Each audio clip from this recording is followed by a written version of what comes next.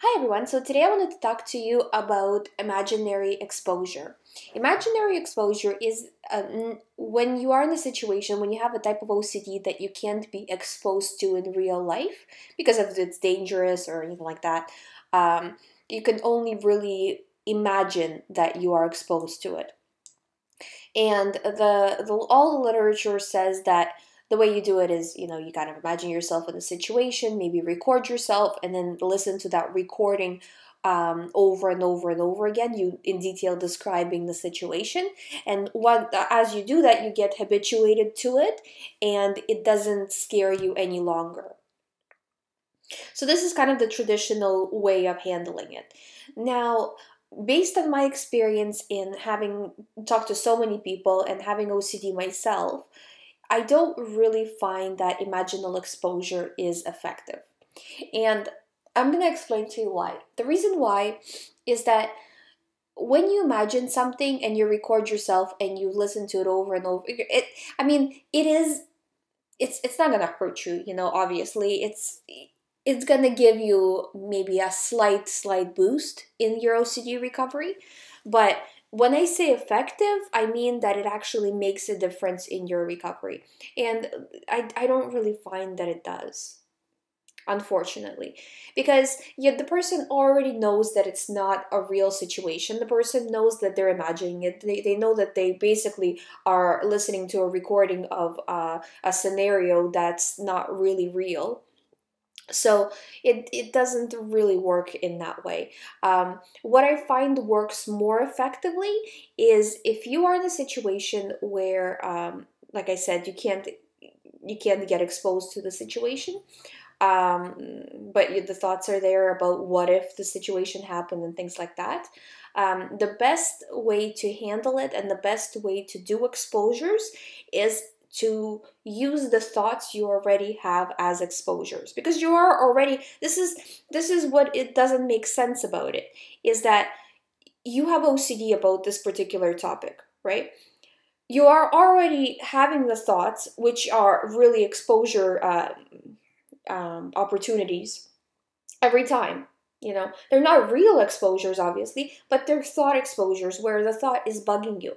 Now, when it starts to bother you, what are you doing? Are you stopping it by refusing to seek reassurance, or are you keeping it going? That's the exposure already. So adding an imaginary exposure to it, it's not going to make or break the situation. The most important thing is what you do when you get a thought. And if when you get this thought about this scary situation that you're worried about, if you're doing the right things, meaning disregarding, this is the exposure, because you're exposed to the thought, the exposure and response prevention, right? That you're exposed to the thought, you're getting the response of nothing, not paying attention to it, so you're preventing the response. Right? Exposure and response prevention. Getting the exposure, preventing the response.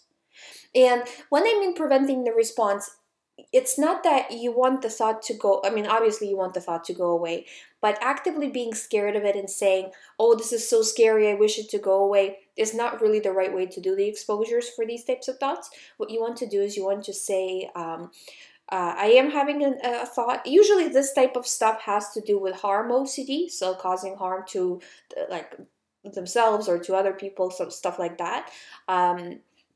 So when you're getting this thought, instead of wishing for it to go away, what you want to have is have the thought go around in your head. It's an irrelevant thought to you, you know?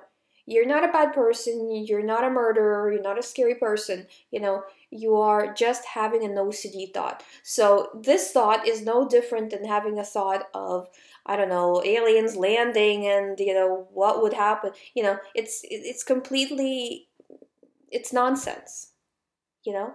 So the more you pay attention to this type of thought, the worse it's going to get. But if you just let the thought go around in your head without actively engaging it, you are doing the exposure and response prevention, So you don't need any imaginal exposures to help it along.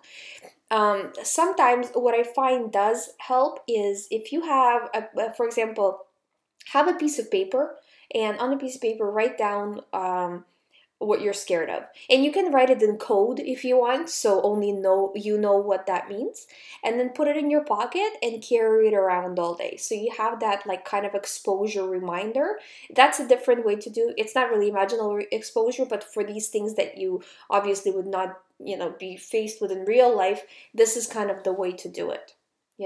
And that way you're also getting habituated to the thought, meaning that it's not scary. Because being habituated is not the same as accepting the thought. It's not that you're accepting it as being like silly and irrelevant. You're not accepting it as being normal. It's meaningless. Like I said, it's the same thing as aliens landing, you going out and doing something or whatever.